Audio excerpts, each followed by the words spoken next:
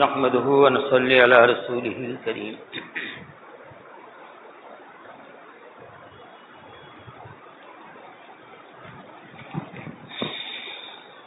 معزز علماء کرام، بزرگ اور دوستوں،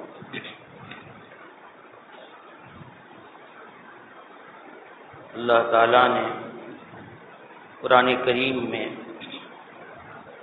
بہت سارے مقامات پر ہدایت کا ذکر فرمایا ہے کہ کن کن لوگوں کو ہدایت مل سکتی ہے، اور بہت سارے مقامات ایسے ہیں جہاں ہدایت جن لوگوں کو نہیں ملتی ہے. بہت سارے مقامات ہیں. ہدایت کس کو ملتی ہے؟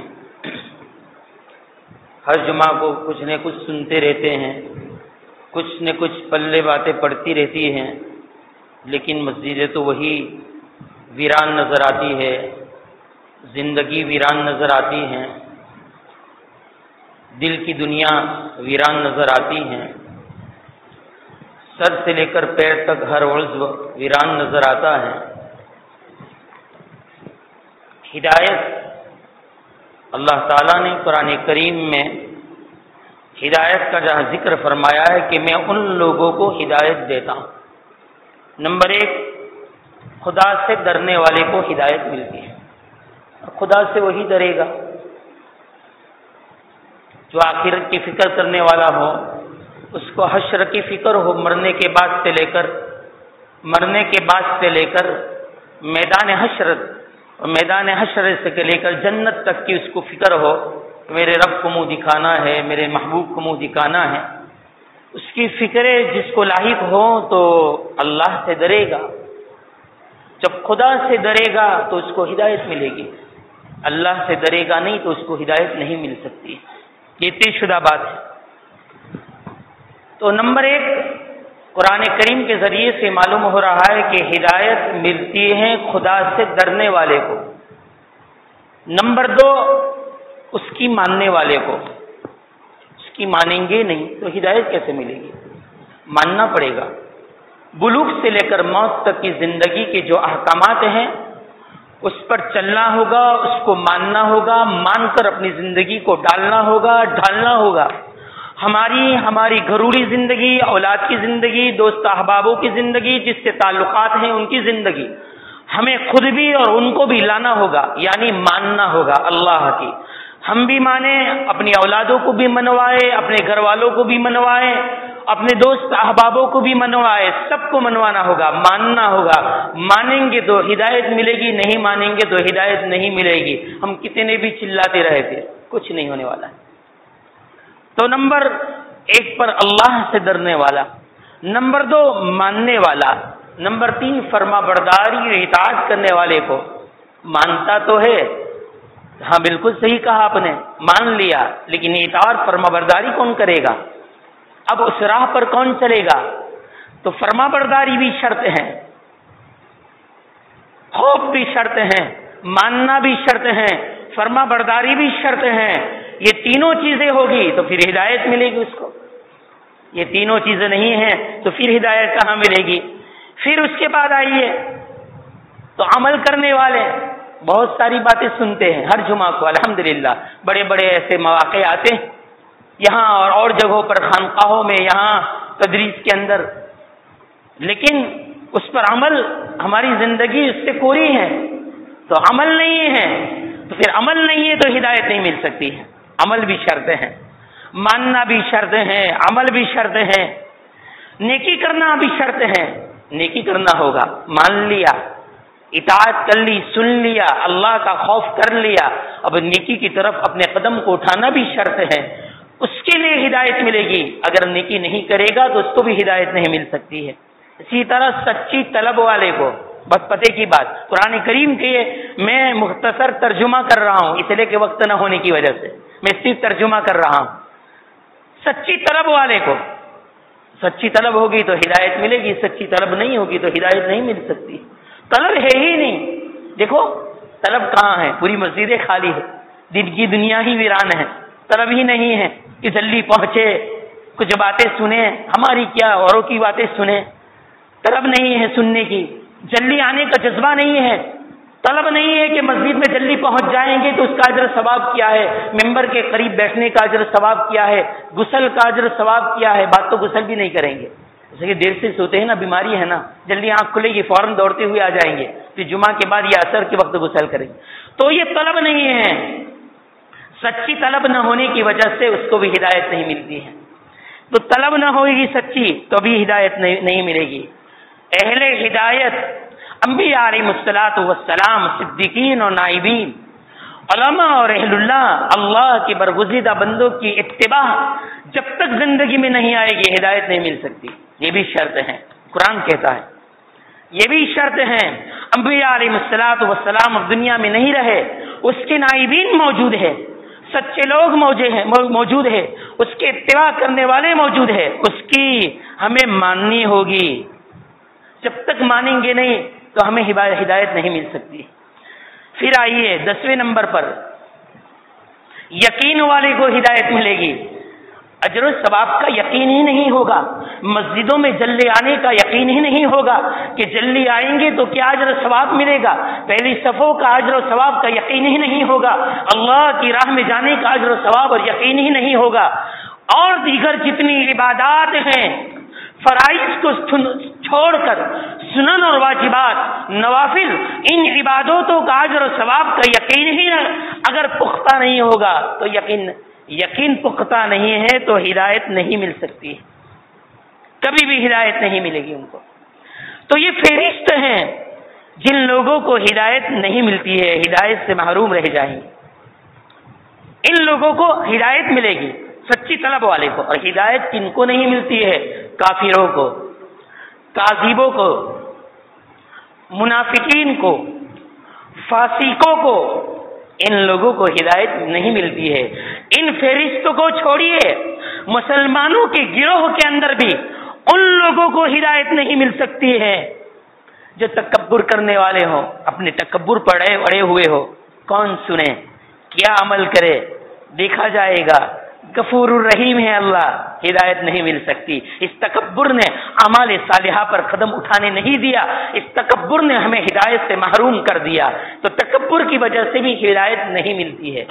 خواہشات پر چلنے والے کو ہدایت کبھی بھی نہیں ملتی ہے، کتنی بھی بات سنو، ہم خواہشات پر چلیں گے، ہم نفسیات پر چلیں گے، اپنی مرضیات پر چلیں گے، اپنی خواہش کو مقدم رکھیں گے، شریعت کو پش پست ڈال دیں گے، ہدایت نہیں مل سکتی۔ خواہشات کے اوپر چلنے والے کو بھی ہدایت، اللہ ان فہرستوں سے قرآن کریم اعلان کرتا ہے، ان تمام منافقین اور فاسقین اور کافرین اور یہ تکبر کرنے والے، خواہشاتوں پر چلنے والے، حسد کرنے والے، اہل اللہ سے اپنے منہ کو موڑنے والے، یہ تمام فہرست ہیں جن کو ہدایت نہیں ملتی ہے۔ شیطانی چال چلنے والے کو ہدایت نہیں ملتی ہے، شیطان کے نقش قدم پر چلنے والے کو بھی ہدایت نہیں ملتی ہے۔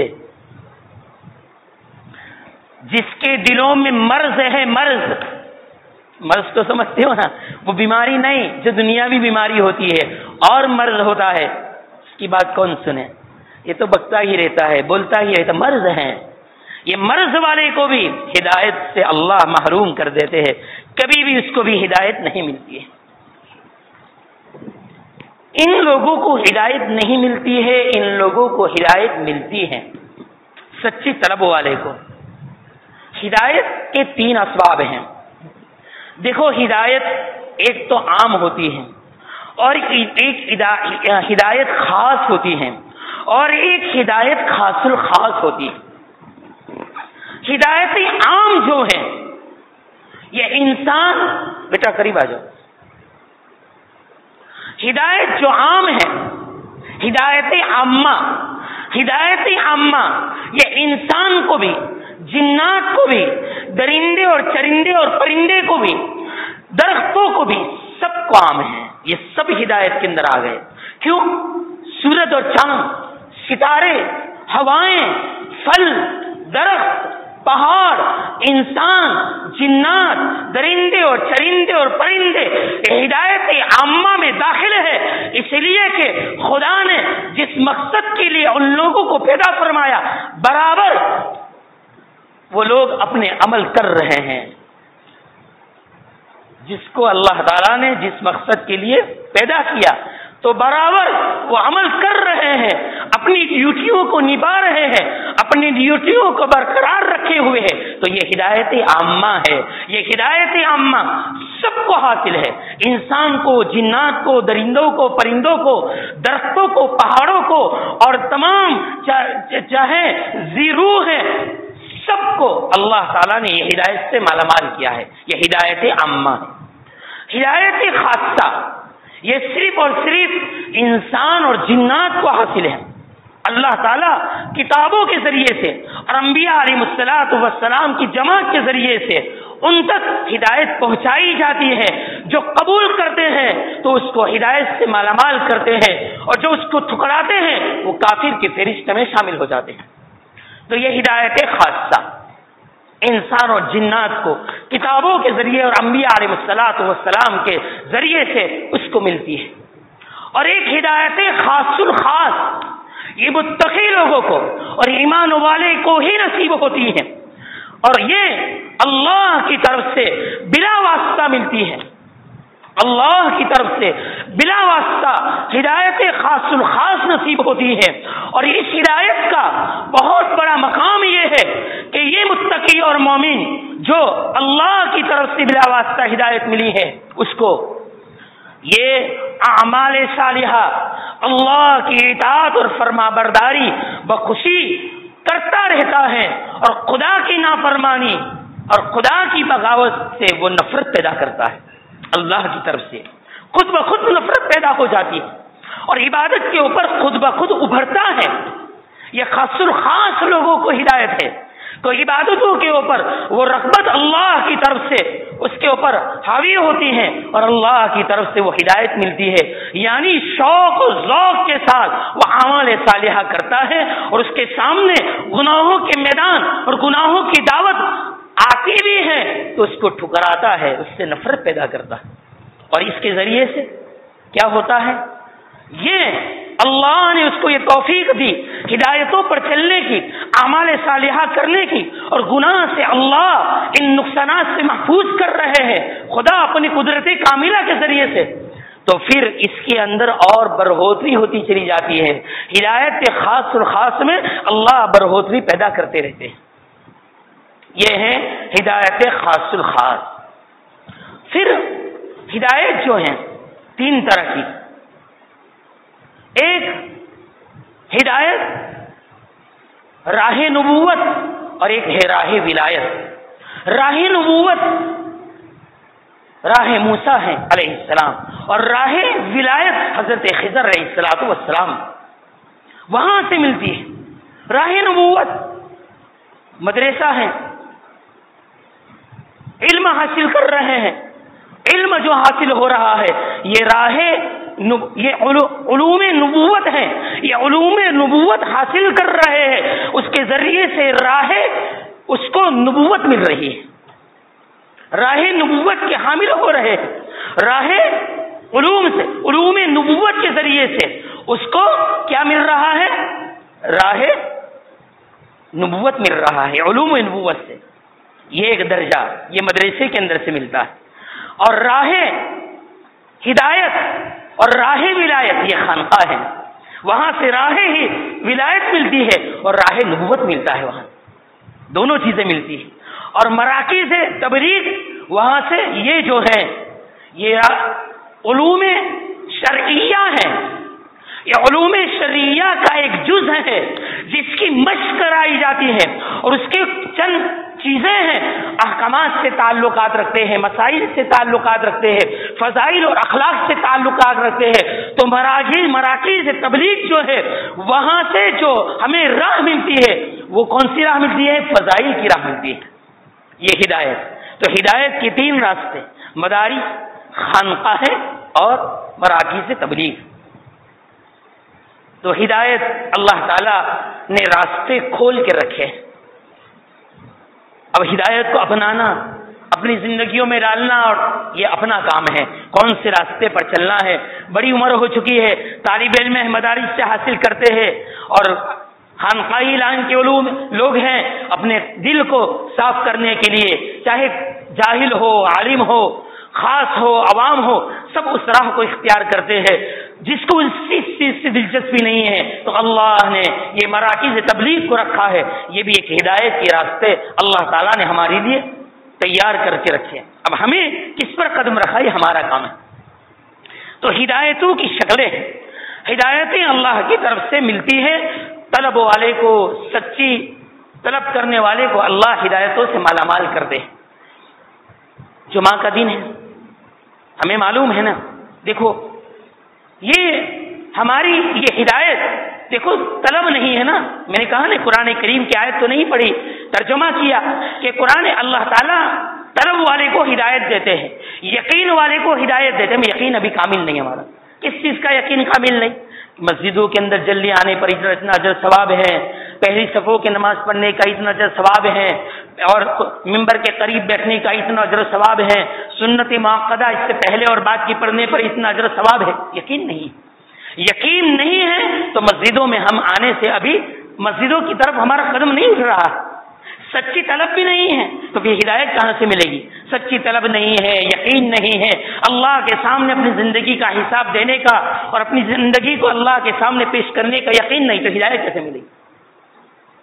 اس لیے ضرورت اس چیز کی ہے کہ ہم لوگ جمعہ کا مبارک دن ہے، جلدی آنے کی کوشش کریں۔ مفتی صاحب نے تو مجھے یہی کہا تھا کہ جمعہ کے دن کی ہی بات اہمیت بیان کیجیے، لیکن میں اس ہدایت کے بات کرتے ہوئے اسی میں میرا وقت نکل چکا، لیکن اللہ سے دعا بھی ہدایت کی کرے کہ مسجدوں کے اندر آئے اور ہدایت کی طلب لے کر آئے، سچی طلب لے کر آئے، سچی طلب رکھے، تو پھر اللہ ہدایت کی دولت سے مالا مال فرمائیں گے۔ معمولی نہ سمجھے مسجدوں میں جلدی آنا کیا ہے، معمولی نہ سمجھے پہلی صفوں میں نماز پڑھنا معمولی نہ سمجھے، تکبیر اولیٰ کے ساتھ نماز پڑھنا معمولی نہ سمجھے، پیدل چل کے آنا معمولی نہ سمجھے، ممبر کے قریب کے پر ممبر کے قریب بیٹھنا معمولی نہ سمجھے۔ علامہ خطابی رحمۃ اللہ علیہ بہت بڑے بزرگ گزرے، فرماتے ایک بزرگ نے خواب دیکھا اور خواب میں فرشتوں کی زیارت کی، اور فرشتے پکار رہے ہیں زید، ابو بکر، عمر، خالد، آؤ اور اپنے اپنے ثواب لے جاؤ۔ وہ بزرگ خواب دیکھنے والے دیکھ رہے ہیں کہ فرشتے ہر ایک کے نام لے کر پکار رہے ہیں کہ ثواب لے جاؤ۔ میں تھوڑی دیر کے بعد وہ آ رہے ہیں اور کس چیز کا ثواب دے رہے ہیں؟ کہا کہ ہر نماز کے بعد آپ تسبیح پاک سبحان اللہ، الحمدللہ، اللہ اکبر 33 مرتبہ اور 34 مرتبہ اللہ اکبر جو پڑھتے ہیں اس کا ثواب لے جاؤ۔ فرشتے اس کا ثواب تقسیم کر رہے، بانٹ رہے ان لوگوں کو، وہ خواب دیکھنے والے دیکھ رہے ہیں۔ پھر فرشتے نے سب کے ان تسبیحات کے اجر ثواب اور دے دیا، تقسیم کر دیا۔ جب جانے لگے تو اس بزرگ کھڑے ہو گئے، خواب میں کھڑے ہو کر فرشتے کو روک لیا اور کہا ٹھہرو، ان جن تسبیحات کا آپ نے اجر ثواب دیا ان لوگوں کو، یہ تو میں بھی پڑھتا ہوں، تو آپ نے میرا نام نہیں لیا، مجھے نہیں پکارا آپ نے؟ تو کہا جی ہاں آپ پڑھتے ہو، آپ پڑھتے تو ضرور ہو، لیکن اس کا اجر ثواب تو ہے، لیکن وہ اللہ کے یہاں محبوب نہیں۔ تو کہا وہ کیسے؟ تو کہا دیکھو یہ لوگ پڑھتے ہیں نماز کے بعد، یہ سنت کے مطابق پڑھتے ہیں 33 مرتبہ 34 مرتبہ، اور آپ جو پڑھتے ہیں 100 مرتبہ پڑھتے ہو، آپ سنت کو چھوڑ کے پڑھتے ہو۔ سنت یہ ہے کہ ہر نماز کے بعد 33 اور 34 مرتبہ پڑھو، یہ اجر و ثواب ہے، یہ ان اللہ مقبول ہے، یہ محبوب ہے، اس کو چھوڑ کر آپ پڑھتے ہو، اس لیے آپ کا عمل محبوب نہیں۔ میرے عزیزو، معمولی عمل نظر آ رہا ہے، لیکن عند اللہ اگر محبوب ہے تو خدا کے یہاں اس کا بہت بڑا مقام ہے، بہت بڑا اللہ کے یہاں اس کا رتبہ ہے اور مقام ہے، ہم اس کو نہیں سمجھ پائیں گے، ابھی اس کا اجر و ثواب ہمیں سمجھ میں نہیں آئے گا۔ مسجد آباد کرنے سے، پہلی صفوں میں نماز پڑھنے سے، جلدی آنے سے ہمیں کیا ملے گا؟ ہماری نمازیں چھوٹ رہی ہے، سنت موقدہ چھوٹ رہی ہے، پہلے کی اور بعد کی بھی۔ روایتوں میں آتا ہے صحابہ کرام نے محمد رسول اللہ صلی اللہ علیہ وسلم سے سوال کیا کہ اللہ کے نبی، جو فرائض کو پڑھتا ہے اور سنن کو چھوڑتا ہے، سنت موقدہ کو، اس کے بارے میں آپ کیا فرماتے ہیں؟ آقا ارشاد فرماتے ہیں فرائض کو پڑھ رہا ہے اور سنت موقدہ اگر وہ چھوڑ رہا ہے، میری ربوبیت کی، اللہ کی جلال اور اس کی ربوبیت کی قسم، میری شفاعت سے قیامت کے دن وہ محروم رہے گا۔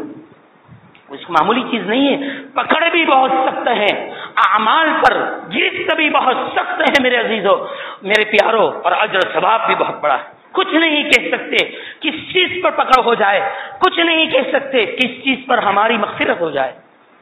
اس لیے میرے عزیزوں بہت ضرورت ہے، ہمارے اکابر نے ان چیزوں کو معمولی نہیں سمجھا۔ ایک بات کہہ کر بات کو ختم کرتا ہوں۔ امام محمد رحمۃ اللہ علیہ، ان کے پاس ایک شخص آیا، شاگرد بیٹھے ہوئے تھے، پتے کی بات سنا رہا ہوں، شاگرد بیٹھے ہوئے تھے۔ امام محمد رحمۃ اللہ علیہ کے پاس آنے کے بعد کہا حضرت ایک حدیث سننا چاہتا ہوں۔ امام محمد رحمۃ اللہ علیہ نے منع کر دیا، نہیں سنوں گا۔ کہا ایک حدیث سنانا چاہ رہا ہوں، منع کر دیا، نہیں سنوں گا۔ پھر کہا ایک حدیث سن لیجئے، کہا نہیں سنوں گا۔ پھر تھوڑی دیر کے بعد کہا ٹھیک ہے حدیث نہ سنو، قرآن کریم کی ایک آیت سنانا چاہتا ہوں، وہ تو سن لو، کہا نہیں سنوں گا۔ ارے ایک آیت سن لو، کہ نہیں سنوں گا۔ پھر کہا سن لو، کہا نہیں سنوں گا، چلا گیا۔ شاگردوں سے رہا نہیں گیا، شاگردوں نے آپس میں کہا یہ بات سمجھ میں نہیں آ رہی ہے، امام وقت ہے، محدث ہے، فقیہ ہے، آنے والے نے کہا ایک حدیث سناؤ، انکار کر دیا، اور انکار کرنے کی وجہ تو سمجھ میں آ رہی ہے کہ ہو سکے کوئی غلط روایت بیان کر دے، کوئی ضعیف روایت بیان کر دے، یا کوئی الفاظ ادھر ادھر کے کر دے جس کی وجہ سے حضرت نے احتیاط کیا اور منع کر دیا، یہ تو سمجھ میں آ رہی ہے، لیکن قرآن کریم کی آیت کا انکار کیوں کیا، کیوں منع کر رہے ہیں، ایک آیت سننے سے بھی انکار کیوں کر رہے ہیں؟ پوچھنا چاہیے۔ امام محمد رحمۃ اللہ علیہ، حالانکہ یہ تو قرآن کریم کی آیت ہے، ایک حروف کی تبدیلی نہیں کر سکتے ہیں، زبر زیر کی اس میں تبدیلی نہیں ہو سکتی ہے، بہو وہی آیت سنائے گا جو قرآن میں ہے، پھر انکار کیوں کیا؟ پھر آئے شاگردوں نے امام محمد رحمۃ اللہ علیہ سے پوچھا حضرت آپ نے حدیث کا انکار کر دیا سننے سے، یہ تو سمجھ میں آیا، لیکن آپ نے حدیث قرآن کریم کی آیت کو سننے سے کیوں انکار کیا؟ کیا بہترین جواب دیا، اس کو باندھ لینا چاہیے، ہماری زندگی کہاں گزر رہی ہے اس کے اوپر بھی نظر ڈالنی چاہیے۔ امام محمد رحمۃ اللہ علیہ نے فرمایا جی آنے والا خوارج تھا، نبی کے آل و اولاد سے دشمنی رکھنے والا تھا، حدیث کو چھوڑو، قرآن کریم کی آیت اس سے میں سن لیتا اور بہترین انداز میں پڑھتا، بہترین لہجے میں پڑھتا تو میں اس پر عاشق ہو جاتا، میں اس پر فدا ہو جاتا، اور یہ نبی کی آل کا دشمن ہے اور میں اس کی وجہ سے میں اس سے بھی دشمناوت کرتا ہوں، دشمنی رکھتا ہوں، خدا نہ خواستہ اچھے لہجے میں قرآن پڑھتا تو اس سے محبت ہو جاتی، اور محبت کی وجہ سے میری اور اس کی دشمناوٹ میں کمی آ جاتی، جس کی بنیاد پر میں نے قرآن بھی نہیں سنا۔ کیا بات ہے، کتنی گہری نظر ہے میرے عزیزوں، میرے پیاروں، ہمیں اس پر نظر ڈالنی چاہیے۔ اسی لیے حضرت تھانوی رحمۃ اللہ علیہ فرماتے ہیں وہ چھوڑو خواری وہ قرآن کو سننا، بلکہ حضرت تھانوی رحمۃ اللہ علیہ تو فرماتے ہیں ایک اولیاء اللہ کا گزر اس سمت سے ہو رہا ہو اور ایک گنہگار اور پاپی اور بدکار کا گناہ ایک راستے سے ہو رہا ہو، بیچ میں ایک راستے کا فاصلہ ہے صرف 10 یا 15 فٹ کا، لیکن حضرت فرماتے ہیں اس گنہگار اور اس باغی کا اثر اس اللہ والوں پر پڑتا ہے۔ میرے عزیزوں، ہماری رات اور دن، ہماری رات کی تنہائیاں نے ہمارے دل کو ویران کر دیا ہے، ہماری رات کی تنہائی کے اندر چھپے ہوئے گناہ، چھپی ہوئی بغاوت، ایک آخری بات، رات کی تنہائی کی چھپی ہوئی نافرمانی، چھپی ہوئی بغاوت، چھپی ہوئی اللہ کی بغاوت ہمیں زوال میں پہنچا دے گی، اور رات کی چھپی ہوئی آنسو، رات کی چھپی ہوئی عبادتیں، رات کے چھپے ہوئے سجدے ہمیں عروج تک پہنچا دیں گے۔ اللہ عمل کی توفیق عطا فرمائے۔ وما علینا الا البلاغ۔